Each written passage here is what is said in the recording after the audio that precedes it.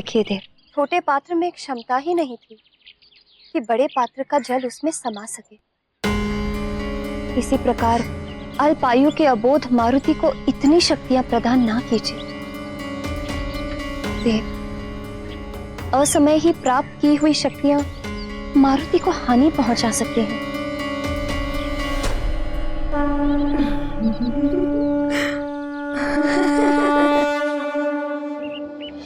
मैं आपसे विनम्र निवेदन करती हूँ कि मारुति की शक्तियों को तब तक बढ़ावा ना दें जब तक उसकी बुद्धि इन शक्तियों को संभालने के योग्य ना हो जाए। देवी अंशना, मैं तो निमित्त मात्र, करने वाला तो विधाता है। मारुति को समस्त विद्याओं का ज्ञान तो होना ही है। आपके आग्रह करने से मैं तो भले स्वयं को रोक लूं, किंतु मुझे पूर्ण विश्वास है आप मारुति को नहीं रोक पाएंगे।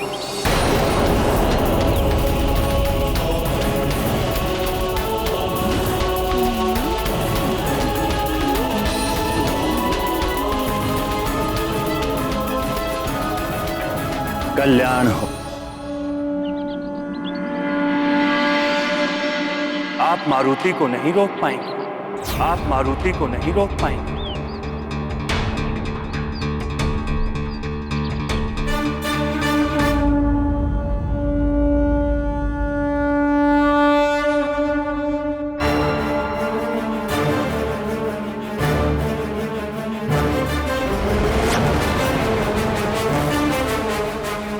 अरे माँ,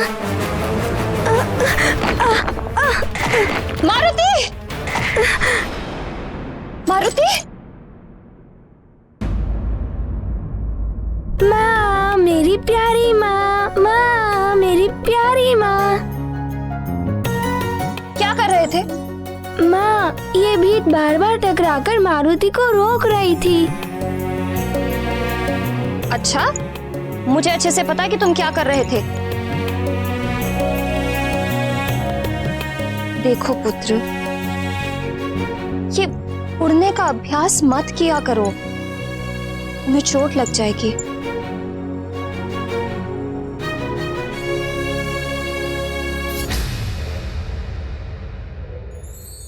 अच्छा, माँ को ना मारुति के साथ बहुत सारी अच्छी अच्छी बातें करनी है। माँ को चिंता है कि मारुति उड़ नहीं पाता है। यदि मारुति भली भांति उड़ने में सफल हो गया तो माँ मारुति से अवश्य ही प्रसन्न हो जाएंगी।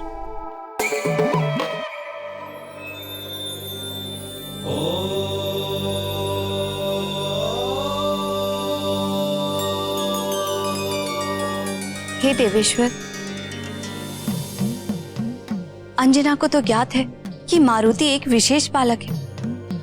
उन्हें मारुति की अद्भुत शक्तियों और क्षमताओं का भी ज्ञान है। फिर भी वो चिंतित रहती हैं, जैसे मारुति कोई साधारण बालक हो। हे करुणामयी देवी, माँ के प्रेम की कोई उपमा नहीं दी जा सकती। माता का मातृत्व अपने पुत्र को सदैव अबोध बालक ही मानता है।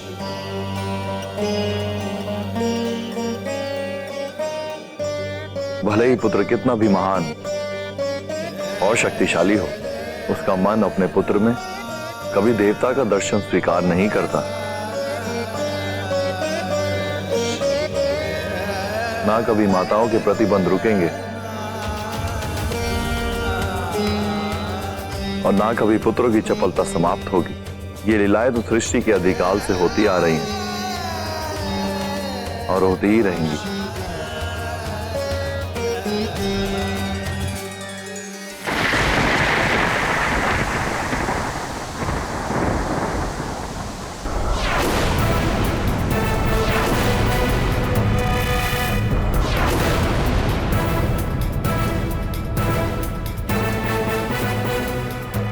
यदि चक्रासुर पुनः आ गया तो तुम लक्ष्मी को लेकर राजभवन की ओर ही भागना।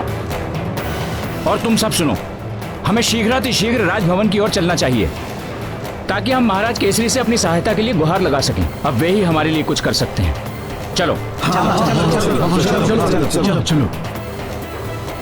और इसी प्रकार राजा की अनुपस्थिति में युवराज ने राज्य के सारे कार्य कर लिए।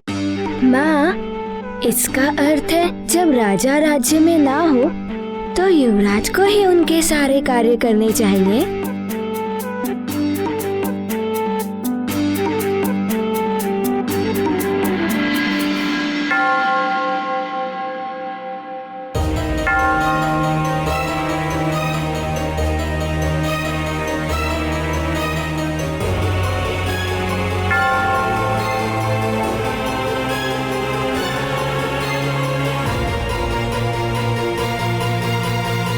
माँ, ये घंटी की ध्वनि इतनी रात को कौन पूजा कर रहा है?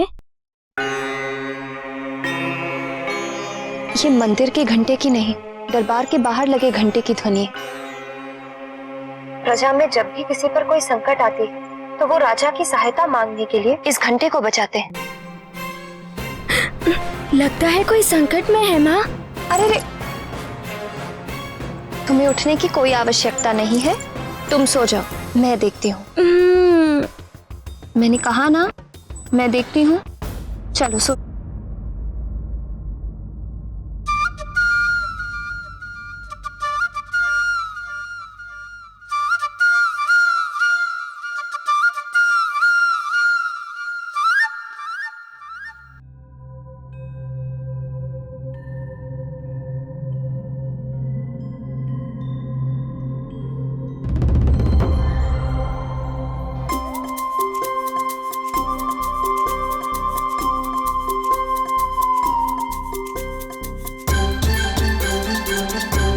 मुखिया जी अभी महाराज राज्य से बाहर गए हुए हैं। प्रणाम महारानी। प्रणाम प्रणाम महारानी। प्रणाम महारानी।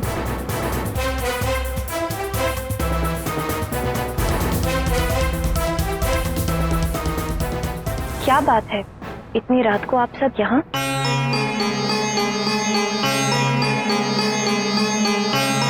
आप सब बहुत भयभीत लग रहे हैं। कोई विपदा पड़ी है क्या? महारानी जी, हम सब मृदंगपुर के वासी हैं। हमारे गांव में एक भयानक असुर चक्रासुर आ गया है।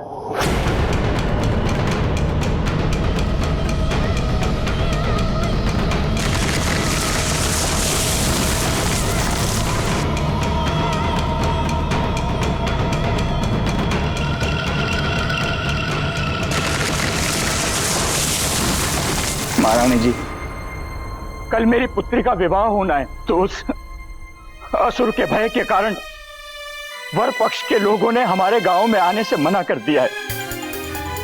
अब कैसे होगा मेरी पुत्री का विवाह? अब तो महाराज ही हमारी सहायता कर सकते हैं, रक्षा कर सकते हैं।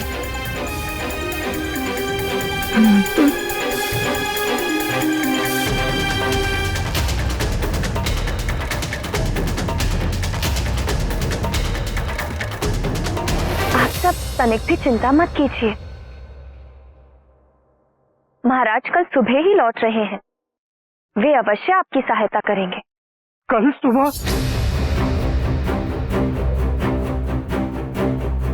मैं आप सबकी चिंता समझ सकती हूँ।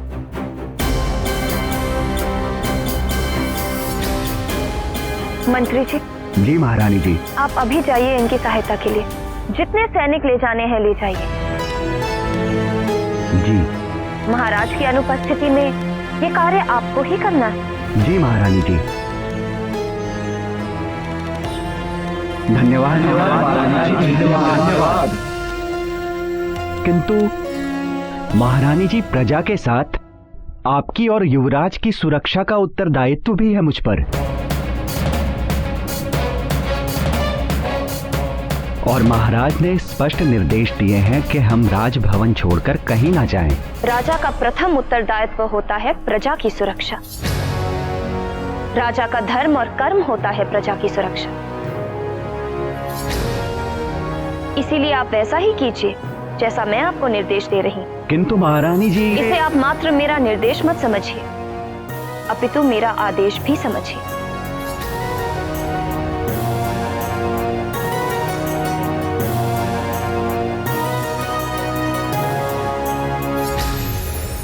जैसी आपकी आज्ञा महारानी जी। धन्यवाद धन्यवाद महारानी जी। आप सबको निराश होने की कोई आवश्यकता नहीं। हम सैनिक भेज रहे हैं आपकी सहायता के लिए। आप सब निश्चिंत रहिए। जी महारानी जी।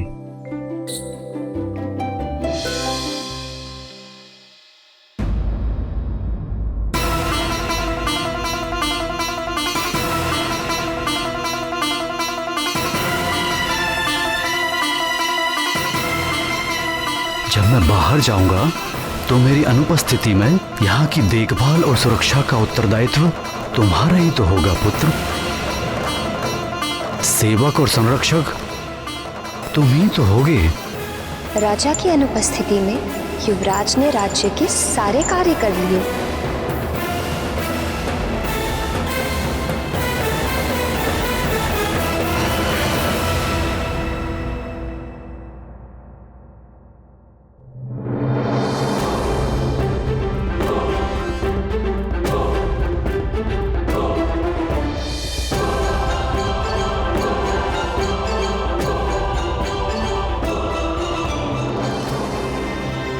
प्रणाम प्रणाम युवराज। प्रणाम।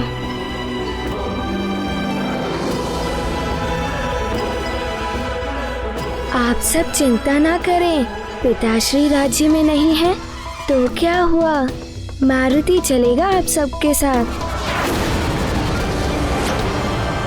अरे युवराज हमारे साथ जाएंगे युवराज, हमारे साथ जाएंगे युवराज। पिताश्री राज्य में नहीं है तो क्या हुआ, मारुति चलेगा आप सबके साथ। मारुति रक्षा करेगा आप सबकी चक्रासुर के आतंक से।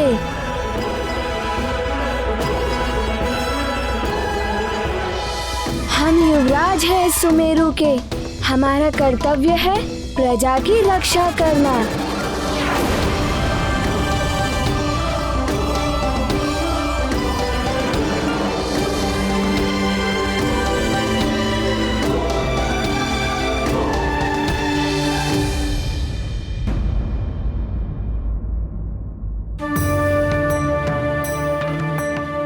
मारुति पुत्र, तुम नहीं जा सकते, तुम बालक हो।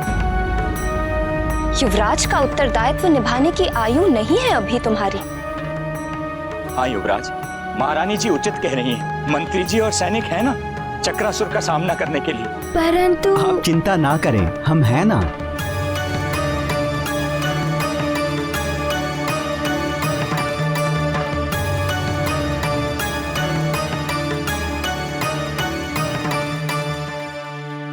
आइए मुखिया जी।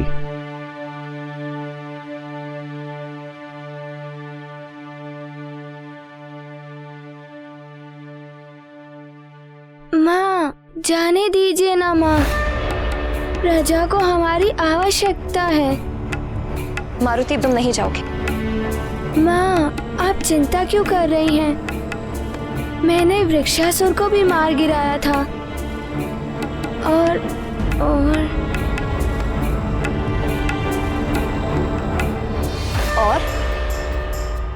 और क्या? और पिताश्री ने भी तो कहा था कि उनकी अनुपस्थिति में पूरे राज्य की देखभाल और सुरक्षा का उत्तरदायित्व मारुति का ही होगा। मैं संभाल लूंगा सब कुछ माँ, आप तनिक हट करना बंद करो। चलो अपने कक्ष में और सो जाओ। चलो चलो।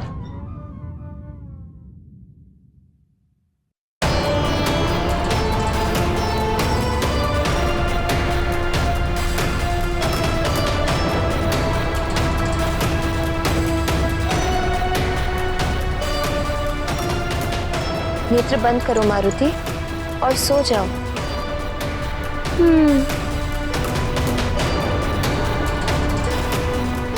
भगवान शिव की बड़ी कृपा है हम सब पर।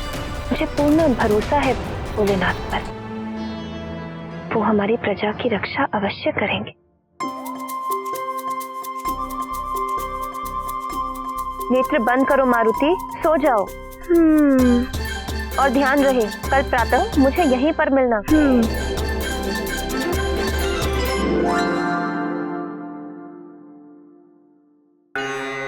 महारानी जी,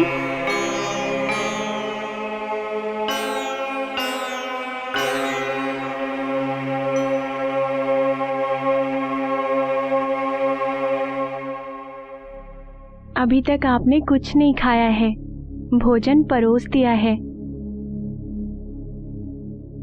जब तक मेरी प्रजा संकट में है, मेरे मुंह से एक निवाला तक नहीं उतरेगा।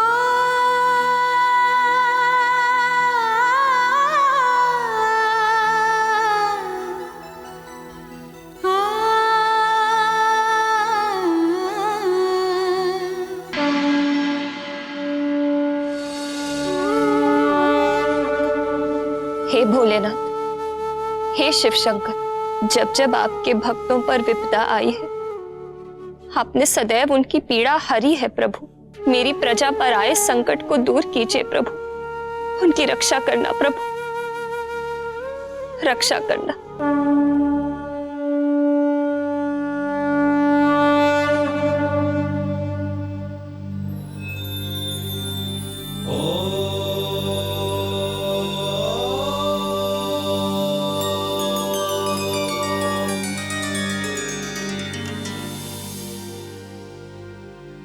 हे भोलेनाथ, देवी अंजना ने तो मारुति को बड़ी दुविधा में डाल दिया है।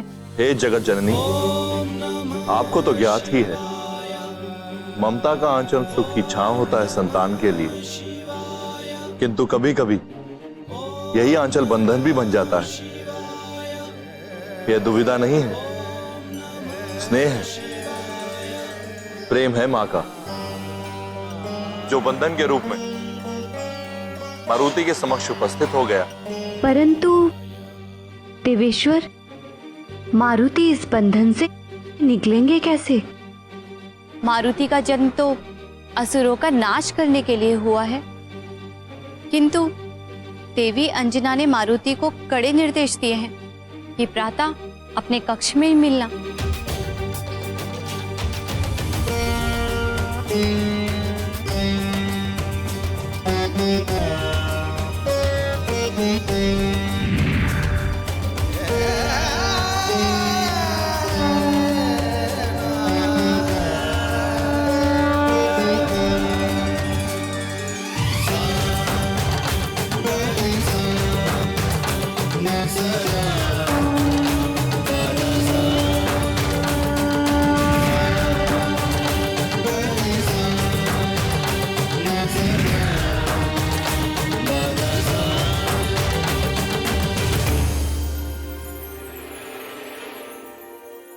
मेरी अनुपस्थिति में यहाँ की देखभाल और सुरक्षा का उत्तरदायित्व तुम्हारा ही तो होगा पुत्र। अब कैसे होगा मेरी पुत्री का विवाह? अब तो महाराज ही हमारी सहायता कर सकते हैं। गांव वालों पर संकट, चक्रासुर मारुति आ रहा है।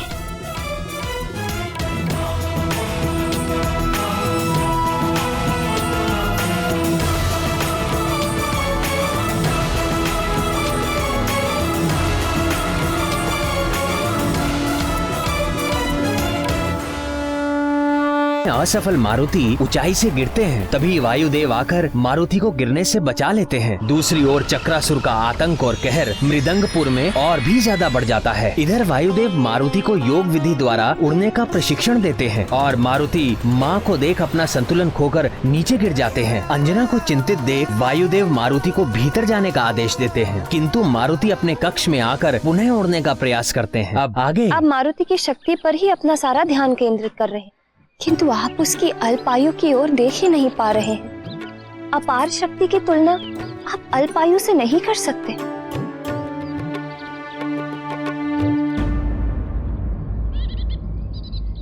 मैं आपको दिखाती हूँ।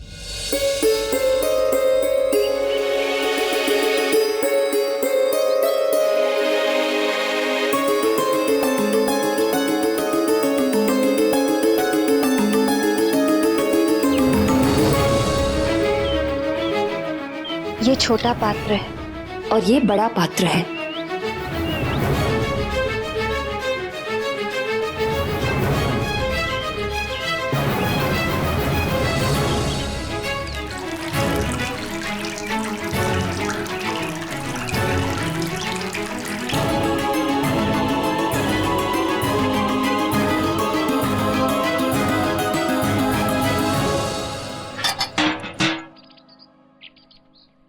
देखिए देव, छोटे पात्र में एक क्षमता ही नहीं थी कि बड़े पात्र का जल उसमें समा सके। इसी प्रकार अल्पायु के अबोध मारुति को इतनी शक्तियां प्रदान ना कीजिए। देव, असमय ही प्राप्त की हुई शक्तियां मारुति को हानि पहुंचा सकती